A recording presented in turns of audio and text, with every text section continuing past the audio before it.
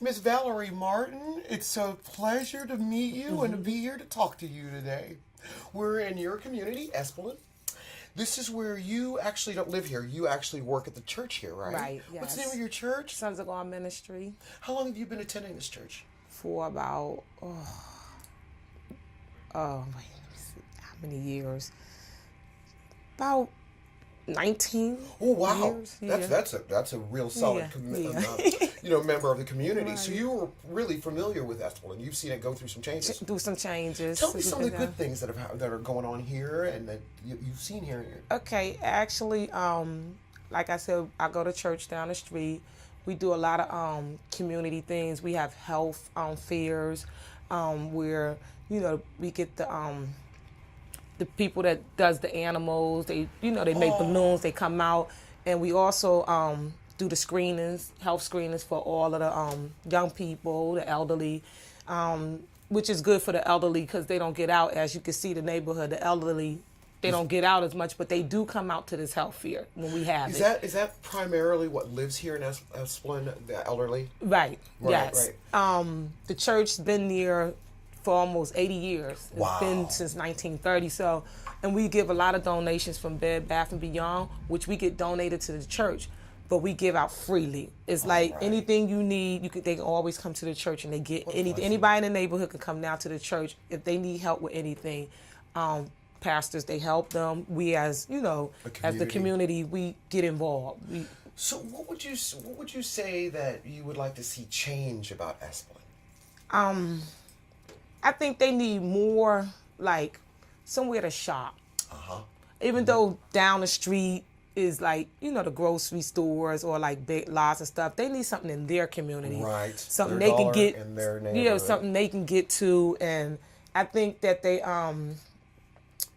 need more, maybe a community center where they can interact. So the elderly, they have community centers for elderly and the young people, so they can interact because you don't see them. You see them walking, they have needs, and they don't always get out. And as you can see, the neighborhood, how it is, it's like pretty... Tell us what's going on in the neighborhood. Pretty sad. It's like, and I think people are, sometimes you see them out, sometimes you don't. It's a pretty sad neighborhood, and things happen, in the neighborhood as they do in all other neighborhoods. But as far as the... I gear more towards the elderly because it's a lot of kids, but you don't see them as much no more because I guess they grow up, they get older. But like you said, this is basically a lot of elderly, Right, so it's difficult for them. It's sometimes difficult to for them, maintain exactly, property and everything. They can't get out there, and they have voting right here at the church, like they do. Used to be the food bank, everything before. Pastor purchased the church, and we built it up, we painted it, we scraped, we did all the labor work in the building, so anytime we get a chance to do something, we try to get the community involved. Next weekend, we're having a gospel explosion where anybody can come sing, just to get involved with the neighborhood. Where do you see Esplen in 25 years? I hope to see it's all built up. Built up with what? Built up where everything just changes for...